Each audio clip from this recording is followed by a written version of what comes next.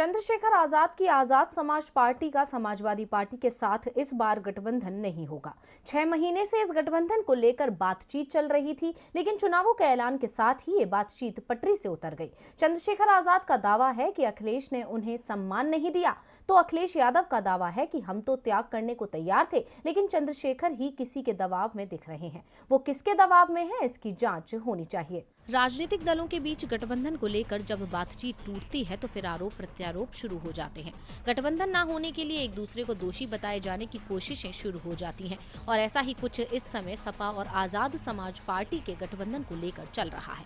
अखिलेश यादव दावा कर रहे हैं कि इस बात की जांच होनी चाहिए कि किसके दबाव में चंद्रशेखर आजाद हैं, जो गठबंधन की बात करते करते अचानक यू टर्न ले गए। तो चंद्रशेखर आजाद अखिलेश यादव पर उल्टा आरोप लगा रहे हैं कि वो दलितों का सम्मान करने को तैयार नहीं है।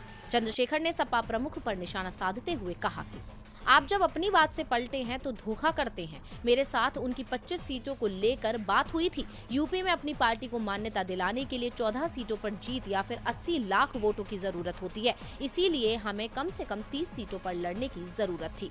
साथ ही चंद्रशेखर ने ये भी कहा कि ये गलती जिन लोगों ने की है उन्हें चुनाव के बाद पछतावा होगा। अखिलेश पर तंज कसते हुए चंद्रशेखर ने कहा, एक नेताजी ने कल कहा था कि ये लड़ाई बहुत लंबी है। मैं जानना चाहता हूँ कि जब मुलायम और कांशीराम ने मिलकर सरकार बनाई तो धोखा किसने दिया था। ये ऐसे लोग हैं जो सरकार ना बनी तो ईवीएम पर ठीकरा फोड़कर घर बैठ जाएंगे। रोड पर तो अकेला चंद्रशेखर आजाद ही दिखेगा। चंद्रशेखर ने कहा कि यूपी विधानसभा चुनावों में अब हमारी पार्टी अकेले चुनाव लड़ेगी। आजाद समाज पार्टी यूपी की 33 सीटों पर चुनाव लड़ेगी। चंद्रशेखर आजाद ने खुद गोरखपुर सीट से चुनाव लड़ने का ऐलान भी कर दिया, जहां उनका मुकाबला सीएम योगी आदित्यनाथ से होगा, जो बीजेपी के उम्मीदवार हैं।